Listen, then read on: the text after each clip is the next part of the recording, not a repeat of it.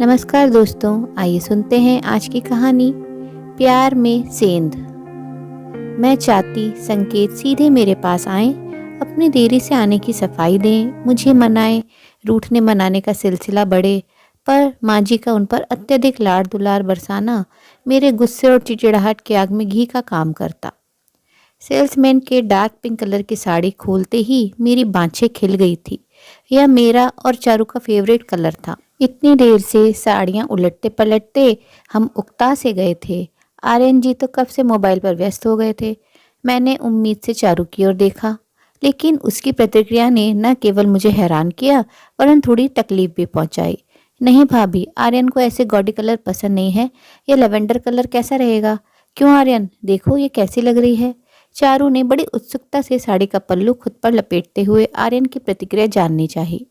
अच्छी लग रही हो, वैसे भाभी से पूछो ना, वे बेहतर समझती हैं। मुझे थोड़ी उम्मीद बंधी, पर चारू ने तब तक साड़ी पैक करने का ऑर्डर दे दिया था।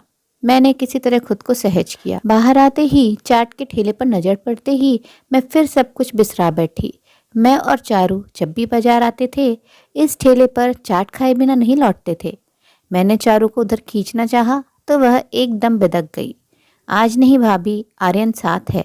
इस तरह उसके सामने सड़क पर खड़े होकर चाट खाना चीप नहीं लगेगा। वह छोटी छोटी चीज़ों पर भी बहुत गौर करता है। इसके बाद मैं पूरे रास्ते कुछ नहीं बोली थी। पूरे रास्ते ही क्यों, घर आने के बाद भी मैं चुप्पी ही साधे रही। दिल अनायास ही बहुत कुछ सोचने विचारने को मजबूर हो गया था। विगत के स्मरण से साथ साथ रिश्तों की परतें भी उधड़ने लगी थी। चारू मेरी इकलौती छोटी ननद है। दोनों को ही अपने जीवन में हमेशा बहन की कमी खलती रही थी। इसलिए ननद भाभी का रिश्ता जल्दी ही दो बहनों के प्यारे से रिश्ते में तब्दील हो गया था। मैं उसे छोटी बहन सा प्यार देती थी। वह जब चाहे बेरोक टोक मेरे कमरे में आ जाती, मेरी किसी भी चीज़ का बिना पूछे इस्तेमाल कर लेती और मैं उसके इस अधिकार भाव पर वारी वारी जाती। हमारी पसंद नापसंद भी काफ़ी कुछ मिलती जुलती थी। यदि किसी बात पर भिन्नता भी होती तो टकराव जैसी नौबत कभी नहीं आ पाती थी। लेकिन न जाने क्यों माँ जी के संग मेरे संबंध कभी इतने सहज नहीं हो पाए थे। संभवतः जनरेशन गैप ही इसकी मुख्य वजह रही हो। मैंने सुना था साकेत अपनी माँ के बहुत करीब हैं, बिल्कुल ममाज बॉय की तरह। लेकिन मुझे शायद यह विशेषण नहीं सुहाया था। मैंने कभी भी जानबूझकर दोनों के बीच नहीं आना चाहा, पर शायद अनजाने ही मैं दोनों के बीच आती चली गई थी। लेकिन आज इतने बरसों बाद मुझे यह संबंधों का विश्लेषण करने की क्या सूझी। कहीं माँ जी की तरह आज मैं भी खुद को घर में अलग थलग सा महसूस तो नहीं कर रही हूँ?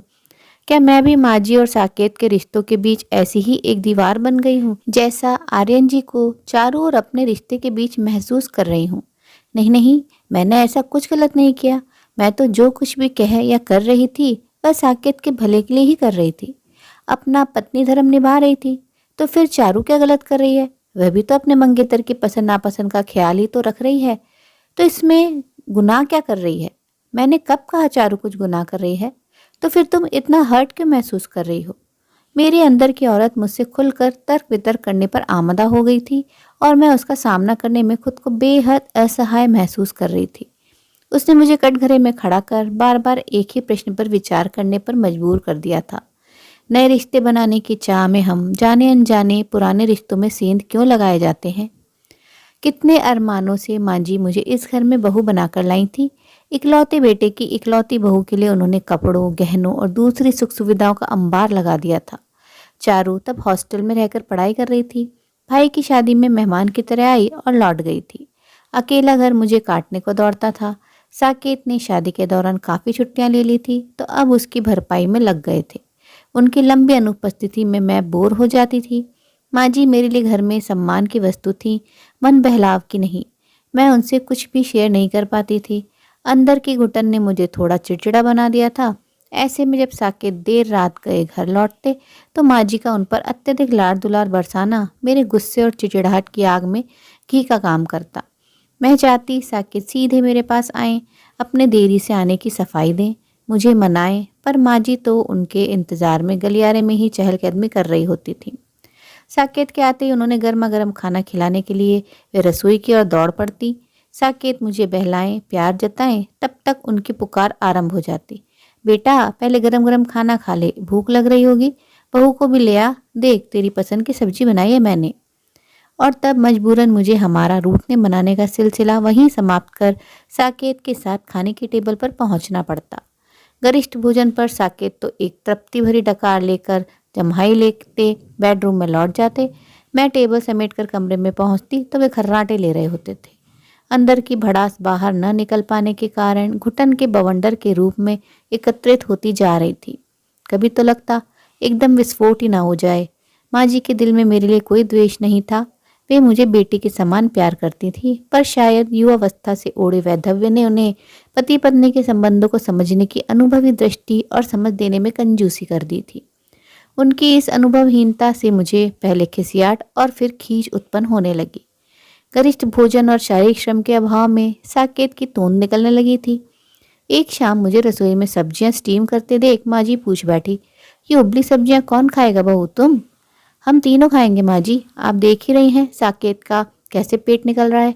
एक्सरसाइज और वॉक भी नहीं करते। मुझे तो आराम से ही शाम को स्टीम या बेक्ड वेजिटेबल खाना पसंद रहा है।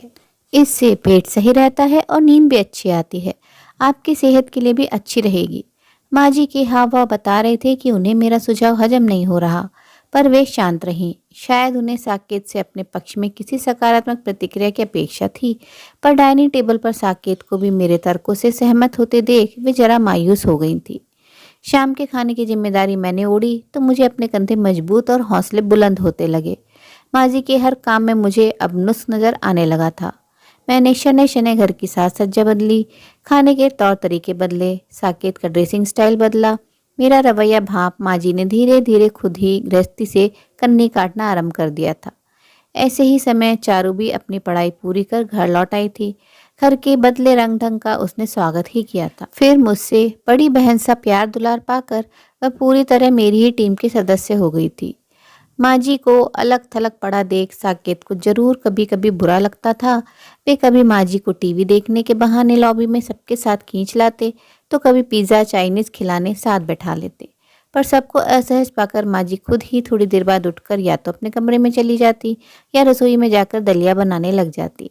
तब मैं भी रसोई में पहुंच जाती। माँ जी आप बाहर चलिए, दलिया मैं बनाए देती हूँ। नहीं बहू, मुझे भी हाथ पांव हिलाने का थोड़ा तो मौका दो। साकेत से पूछो, उसके लिए भी बना दूं। उसे यह चाइनीज़ वगैरह कम ही रुचता है। नहीं माँ जी, उनके लिए रहने ही दीजिए, अभी फिर ढेर सारा घी डाल लेंगे। वैसे ही उनका कोलेस्ट्रॉल इस बार काफ़ी हाई आया है। माँ जी अपना सा मुंह लेकर रह गई थी। माँ जी को हर्ट करने का मेरा इरादा कभी भी नहीं रहा, पर आज विगत की ये बातें याद करके मन बार बार भारी हुआ जा रहा था।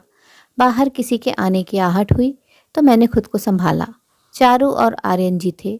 कल आर्यन जी को लौट जाना था और अभी वे बाहर घूमने जा रहे थे। भाभी तैयार हो जाइए, 15-20 मिनट में निकलना है, आर्यन जी ने आग्रह किया। तो मैं चौंक उठी। मैं तो चल ही नहीं रही। वो तो कल चारू को साड़ी लेनी थी, इसलिए साथ होली थी। मैंने सफाई दी। आप चारू की भाभी ही नहीं, अच्छी सहेली भी हैं, इसलिए साथ जाने का तो आपका हक बनता है। मैंने साकेत भैया को फ़ोन कर दिया है, वे डायरेक्ट पहुंच जाएंगे।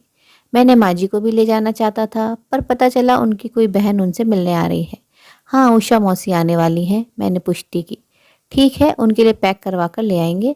मम्मी बाहर का नहीं खाती, पर उनकी चिंता मत करो, वे 10 आदमियों का खाना अकेले बनाने की कुव्वत रखती हैं। अपना भी खुद ही मैनेज करना पसंद करती हैं, चारू बोली।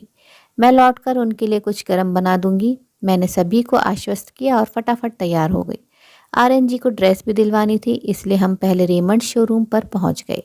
मैंने उनके लिए ब्लू स्ट्राइप्स वाली शर्ट पसंद की तो चारू बोल पड़ी, आर्यन को चेक्स पसंद है।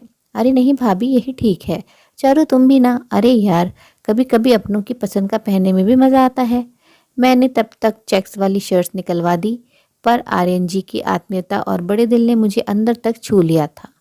ठीक है, यह ले लेता हूँ, पर कलर आपकी पसंद का ही लूँगा। और आर्यन जी ने बिना देखे परखे ब्लू शर्ट उठा ली। मैं एक बार फिर से उनकी सरलता और विनम्रता देखकर अभिभूत हो गई थी। ठीक समय पर हम रेस्तरां पहुंच गए थे। साकेत हमारा इंतज़ार कर रहे थे। आर्यन जी की पसंद से वाकिफ उन्होंने चाइनीज़ ऑर्डर कर दिया था। खाना खत्म हुआ तो आर्यन जी बोल उठे, अब एक डिश मैं ऑर्डर करूँगा और सभी को खानी होगी। उन्होंने मिली जुली चाट ऑर्डर की। मैं और चारू आंखों ही आंखों में समझ रहे थे कि ऑर्डर किसके लिए है। खैर, सभी ने जमकर चाट का लुत्फ उठाया और बेहद खुशनुमा मूड में घर लौटे। रास्ते में मैंने चारू की चुटकी ली थी। तेरे मियाँ ने तो तेरा ही नहीं हम सबका दिल जीत लिया है। घर पहुंचे तो उषा मौसी आकर जा चुकी थी। माँ जी, हम सब तो चाइनीज़ खाकर आए हैं, आपके लिए क्या बनाऊं? मैंने आगे बढ़कर पूछा। तुम लोग आराम करो, मैं अपने लिए दलिया बनाऊंगी। रसोई से बाहर निकलते निकलते मुझे कुछ ख्याल आया। मैं लौटी। थोड़ा ज़्यादा बना दीजिएगा माँ जी, साकेत भी ले लेंगे। उन्होंने होटल में सबके साथ जरा सा ही खाया था। हाँ हाँ, क्यों नहीं, माँ जी एकदम उत्साहित हो उठी। फिर तो वेजिटेबल दलिया बना देती हूँ, साकेत को बहुत पसंद है। और तू चिंता मत कर, घी कम डालूंगी।